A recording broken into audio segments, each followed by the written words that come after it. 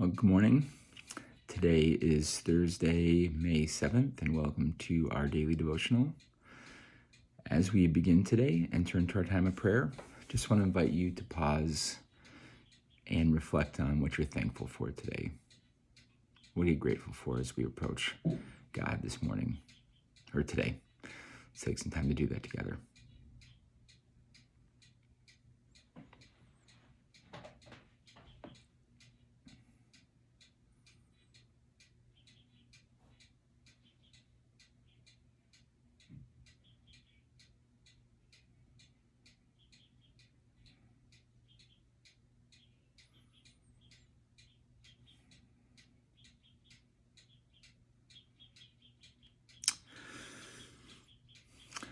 Today, I'd like us to, probably the next couple days, I'd like us to read and reflect on Isaiah 40. I mentioned this in my sermon Sunday as another great passage related to waiting on God.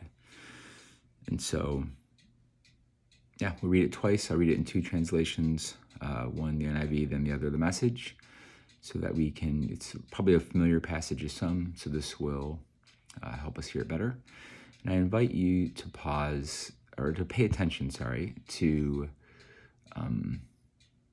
what stands out to you, and consider how that might be an invitation from God in that area. This is Isaiah 40, 27 to 31. Why do you complain, Jacob? Why do you say, Israel, my way is hidden from the Lord, my cause is disregarded by my God? Do you not know? Have you not heard? The Lord is the everlasting God, the creator of the ends of the earth. He will not grow tired or weary, and his understanding no one can fathom. He gives strength to the weary and increases the power of the weak. Even youths grow tired and weary, and young men stumble and fall. But those who hope in the Lord will renew their strength. They will soar on wings like eagles. They will run and not grow weary. They will walk and not be faint. Let's read it again.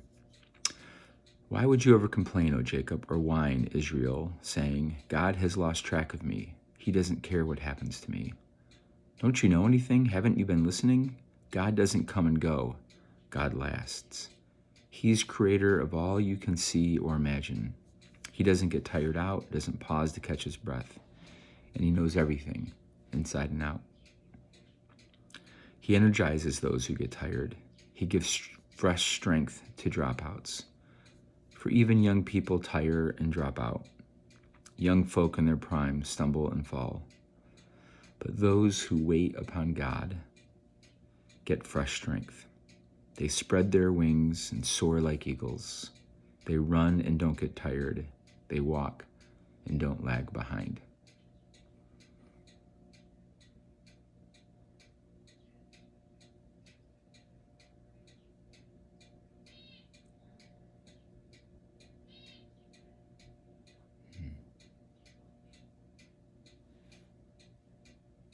How has this time of sheltering in place been for you? How's it going for you?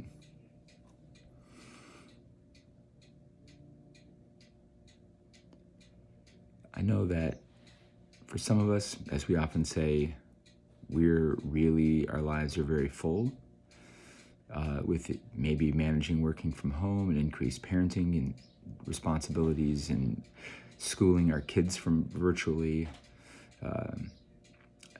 Some of us are maybe first responders or essential workers, and we might feel that our lives are more full than ever. Others of us might be out of work or finding ourselves with less to do. And what's interesting is that even in all three of those circumstances, even if we feel like we've got less to do, we can still find ourselves getting tired and worn out. How would you describe your energy level over the last day, week, month of this sheltering in place. Reflect on that.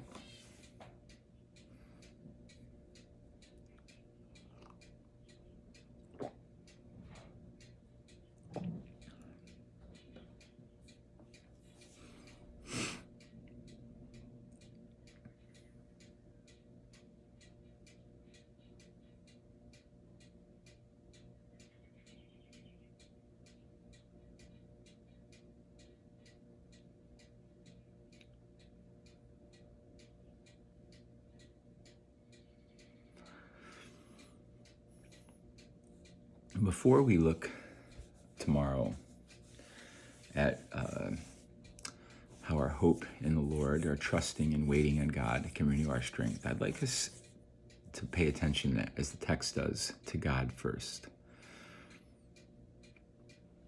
As you pause and think of God,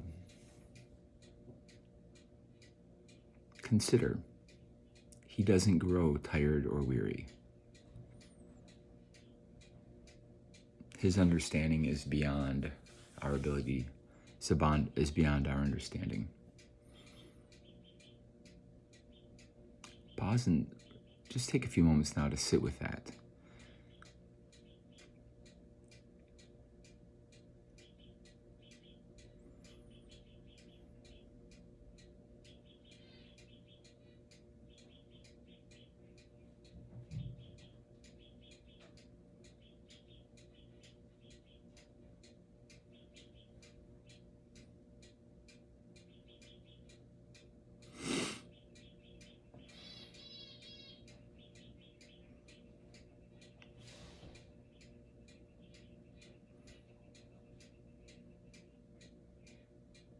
When you imagine God being everlasting, how does that get expressed for you?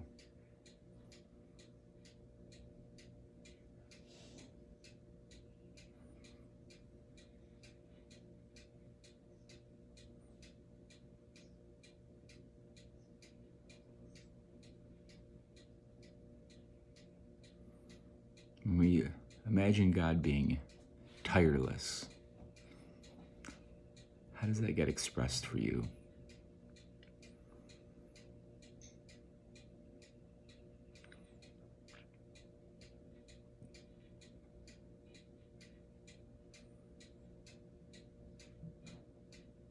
When we imagine God being brilliant, how's that expressed for you?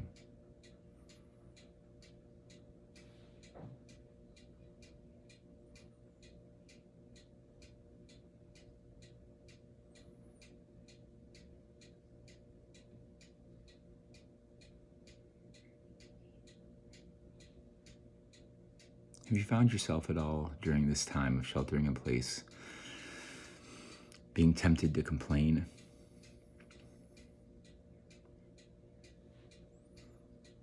Perhaps that God's forgotten you, perhaps that things aren't turning out your way, perhaps that there's no toilet paper, or whatever the complaint of the week is. Perhaps that this sheltering in place order seems to go on too long, or that it's not being followed faithfully enough by your neighbors, or have you found yourself tempted to complain?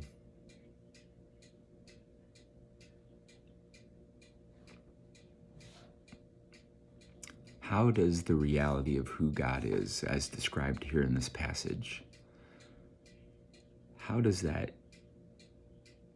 sort of like intersect with our temptation to complain? How does that remove our sort of like undercut our need to complain? And if we're not complaining, what can we do instead?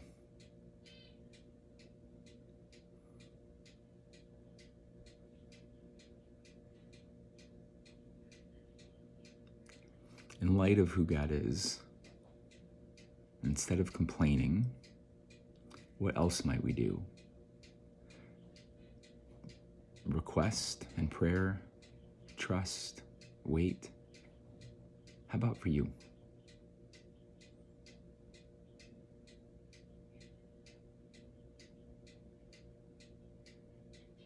Let's read the passage one more time and just maybe sit with that question as we do.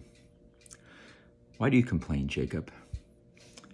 Why do you say, Israel, my way is hidden from the Lord? My cause is disregarded by my God.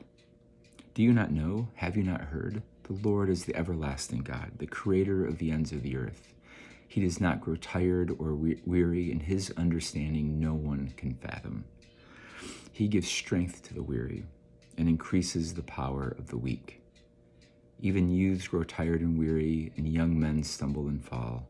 But those who hope in the Lord, those who wait in the Lord, those who trust in the Lord, will renew their strength.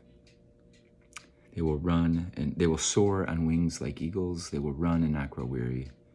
They will walk and not be faint. Let's now turn to a time of examining.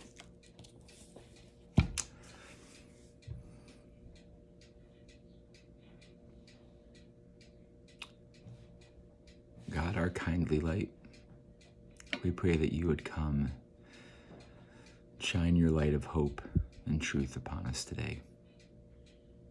Be present to us, we ask. We pray.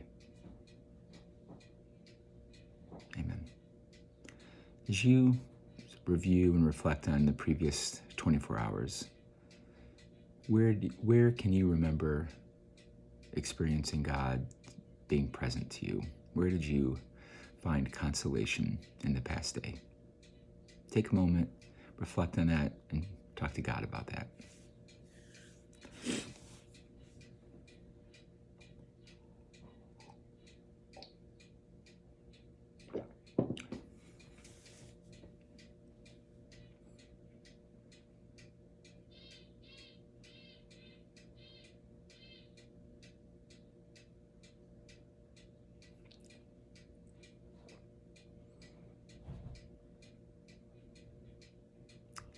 And again, in the past 24 hours, where have you experienced desolation? That sense of God being distant, of an absence of faith, hope, and love. Take a moment now and reflect on that and bring those experiences to God. To God, in case you cuckoo blocked that.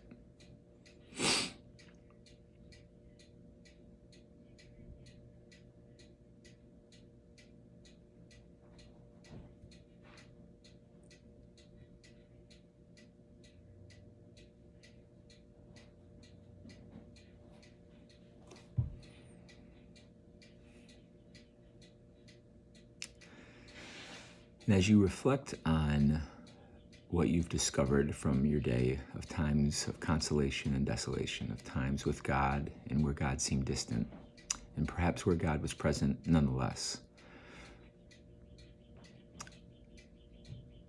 what do you sense Jesus inviting you to do? How do you sense Jesus inviting you to respond today as you move forward into the day ahead?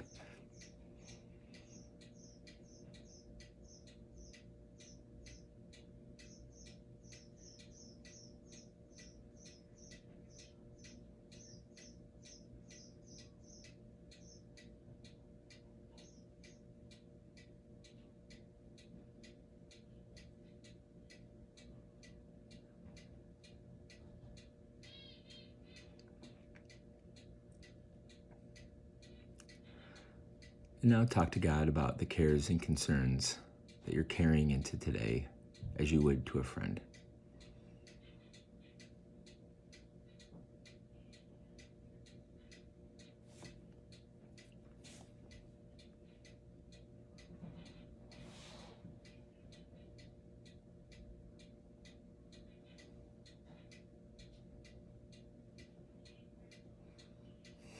May you know how deeply you are loved.